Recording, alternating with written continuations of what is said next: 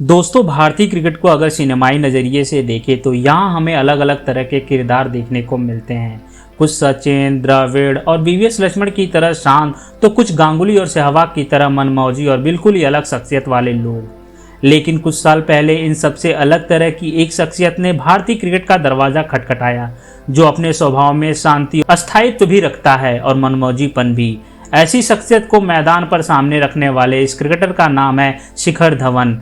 5 दिसंबर 1985 को नई दिल्ली के एक पंजाबी परिवार में पिता महेंद्र पाल धवन और मां सुनैना के घर जन्मे शिखर के लिए क्रिकेट का खेल शुरू से ही जैसे सब कुछ बन गया था और इस खेल को अपने बेटे का प्रोफेशन बनाने में धवन के पिता ने इनका भरपूर साथ दिया। अपनी स्कूली शिक्षा के दौरान टीम के बेहतरीन बल्लेबाज रहे शिखर धवन ने 12 साल की उम्र में दिल्ली के उस सोनेट क्रिकेट क्लब में दाखिला ले लिया, जहां से आशीष नेहरा, आकाश चोपड़ा और मनोज प्रभाकर जैसे कई भारतीय खिलाड़ियों ने अपने हुनर को निखारने का काम किया था। यहाँ शिखर धवन एक बाएं हाथ के विकेटकीपर बल्लेबाज के तौर पर बहुत ही कम समय में एक जाना पहचाना नाम बन गए थे। सोनेट क्रिकेट क्लब द्वारा आयोजित एक अंडर 15 टूर्नामेंट में जब शिखर धवन ने शतक लगाया तो कोच तारक सिन्हा की नज़र इस होनहार लड़के पर पड़ी और वो समझ गए कि शिखर आगे चलकर इस खेल में बहुत कुछ कर सकते हैं।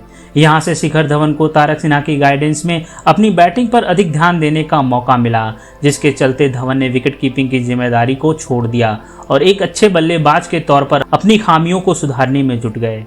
अपनी मेहनत के जरिए शिखर धवन को साल 2003-04 में हुए अंडर 19 वर्ल्ड कप में खेलने का मौका मिला, जहां इस बल्लेबाज ने उस साल का ही नहीं बल्कि अंडर 19 विश्व कप इतिहास का सबसे बेहतरीन प्रदर्शन कर man of the match series का अवार्ड जीता और अपने नाम किया। शिखर धवन ने इस टूर्नामेंट में 84 के शानदार औसत से 505 रन बनाए, जिसमें 3 शतक शामिल थे। अगले साल शिखर धवन हर मौके पर अपने बढ़िया प्रदर्शन की बदौलत अंतर्राष्ट्रीय डेब्यू से पहले ही इंडिया मास्टर्स की तरफ से खेलने वाले खिलाड़ियों में शामिल हो गए।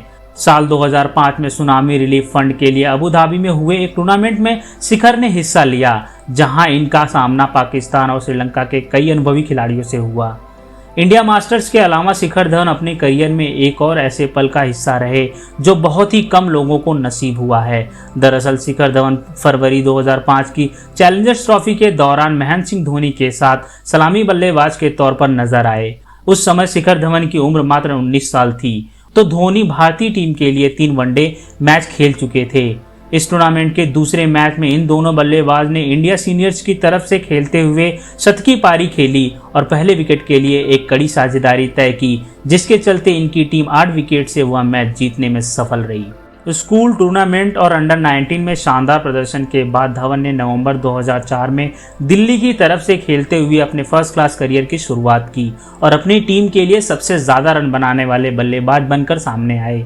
जिसके बाद लिस्ट ए क्रिकेट में भी इनकी बल्लेबाजी का जौहर जारी रहा, जहां इन्होंने हिमाचल प्रदेश और हरियाणा जैसी टीमों के खिलाफ खेलते हुए शतकों की झड़ी लगा दी। धवन अब कई उतार चढ़ाव के साथ डोमेस्टिक क्रिकेट में अपने से सीनियर खिलाड़ियों से भी अच्छा प्रदर्शन कर रहे थे। 2007-08 में रणजी ट्रॉफी सीजन में खेले 8 मैचों में धवन ने 570 रन बनाए। यह प्रदर्शन किसी भी अंतर्राष्ट्रीय टीम में शामिल होने के लिए काफ़ी है, लेकिन धवन को अभी एक लंबे इंतजार से गुजरना था। धवन इंतजार करते रहे और साथ ही खुद को मिले हर मौके को भुनाने की हर संभव कोशिश करने में लगे, क्योंकि गुजरते समय के साथ उनके साथ और उनके बाद आए कई खिलाड़ियों को भारतीय टीम में जगह मिल चुकी थी। धवन का इंतजार आखिरकार रंग लाया और उन्हें अक्टूबर 2010 में ऑस्ट्रेलिया के खिलाफ वनडे सीरीज में खेलने का मौका मिल गया। वीरेंद्र सहवाग, गौतम गंभीर और सचिन तेंदुलकर के बीच धोनी के कहने पर धवन को भारतीय टीम में पारी को शुरुआत करने का मौका मिला, लेकिन अपने पहले मैच में शिखर धवन बिना खाता खोले दूसरी गेंद पर आउट हो गए। यहाँ धोनी और रैना ने यह कहकर धवन की हिम्मत बढ़ाई कि जो खिलाड़ी अपने डेब्यू में 0 पर आउट होता है उसका करियर बहुत बड़ा और शानदार होता है। इसके बाद एक बार फिर धवन को टीम से बाहर कर दिया गया और ये डोमेस्टिक क्रिकेट को अपनी वापसी का जरिया बनाने में लग गए। जून 2011 में भारत के वेस्टइंडीज दौरे पर वीरेंद्र सहवाग और गौतम गंभीर के बाहर हो जाने के बाद जब सचिन ने भी आराम के लिए अपना नाम वापस ले लिया, तो सेलेक्टर्स ने धवन को टीम में शामिल करने का फैसला लिया। इस दौरे में धवन ने अपना T20 डेब्यू किया, लेकिन वनडे सीरीज में पहले मैच में इनके बल्ले से निकली अर्धशतकीय पारी के अलावा इस खिलाड़ी के लिए यह दौरा एक बुरे सपने की तरह गुजर गया। यहाँ से धवन के करियर का सबसे बड़ा इंतजार शुरू हुआ, जिसके बारे में बात करते हुए उनके कोच तारक सिन्हा ने कहा था कि वीरेंद्र सहवाग, गौतम गंभीर और सचिन जैसे बल्लेबाजों के चलते शिखर के लिए टीम में अपनी जगह बनाना मुश्किल हो रहा था और यह बात धवन को अंदर ही अंदर परेशान करने लगी थी। एक समय ऐसा भी आया था जब शिखर ने थक हार कर संन्यास लेने का मन भी बना लिया था, लेकिन फिर ऑस्ट्रेलिया के खिलाफ टेस्ट सीरीज ने इस खिलाड़ी के डूबते करियर के लिए एक जीवनदान का काम किया। इस सीरीज में पहले 2 मैचों में सहवाग के बुरे प्रदर्शन को देखते हुए धवन को मुरली विजय के साथ ओपनिंग करने का मौका मिला। धवन ने इस मौके को भुनाते हुए अपने पहले ही टेस्ट मैच में 85 गेंदों में ताबड़तोड़ शतक पूरा किया और फिर 187 रनों की पारी खेलकर एक नए दौर की शुरुआत का ऐलान कर दिया। 27 साल की उम्र में अपने आइडियल सचिन तेंदुलकर से टेस्ट कैप प्राप्त करने के बाद धवन ने भारतीय क्रिकेट के 44 साल पुराने रिकॉर्ड को तोड़कर टेस्ट डेब्यू में सबसे तेज शतक का रिकॉर्ड अपने नाम किया। इसके मैच के बाद इंजरी से बाहर आए धवन को 2013 आईपीएल सीजन के प्रदर्शन के आधार पर इंग्लैंड में आयोजित चैंपियन ट्रॉफी के लिए चुना गया, जिसमें उन्होंने अपने नए जोड़ीदार रोहित शर्मा के साथ भारतीय टीम को चैंपियन बनाने में अहम भूमिका निभाई और गोल्डन बैट अपने नाम किया। इसके बाद वेस्टइंडीज और श्रीलंका के खिलाफ त्रिकोणीय सीरीज और आगे जिम्बाब्वे की धरती पर कोहली की कप्तानी में भी धवन का धमाका जारी रहा। अगस्त 2013 में धवन ने इंडिया ए की तरफ से खेलते हुए साउथ अफ्रीका के खिलाफ लिस्ट ए क्रिकेट इतिहास का दूसरा सबसे बड़ा स्कोर खड़ा करते हुए 150 गेंदों में 248 रन बनाए, जिसमें 30 चौके और 7 छक्के शामिल थे। 2013 का साल धवन के करियर में मील का पत्थर साबित हुआ, लेकिन इसके बाद लगभग 1.5 साल तक शिखर धवन अपने खराब फॉर्म से जूझते रहे। 2013 की लगभग हर सीरीज का हिस्सा रहे।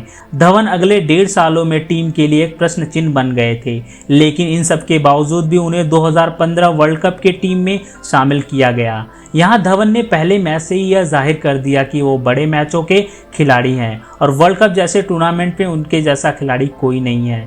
धवन ने यह टूर्नामेंट 412 रनों के साथ खत्म किया, जिसमें इनका औसत 50 से भी अधिक था। शिखर धवन बताते हैं कि किसी रणजी ट्रॉफी मैच के दौरान जब भी इनकी टीम का मोराल डाउन होने लगता था तो अपने खिलाड़ियों को चीयर अप करने के लिए शोले के गब्बर का कोई भी डायलॉग बोल देते थे। यही वजह रही सबसे पहले विजय दहिया और बाद में हर कोई इन्हें इसी नाम से बुलाने लगा। अपनी स्टाइल से क्रिकेट प्रशंसकों के बीच ट्रेड सेटर रहे शिखर धवन अब भी अपने क्रिकेट के दम पर भारतीय क्रिकेट का एक अहम हिस्सा बने हुए हैं और आने वाले कई सालों की क्रिकेट इनमें अभी बाकी है। लगातार शानदार प्रदर्शन के साथ ही खत्म होने वाली है।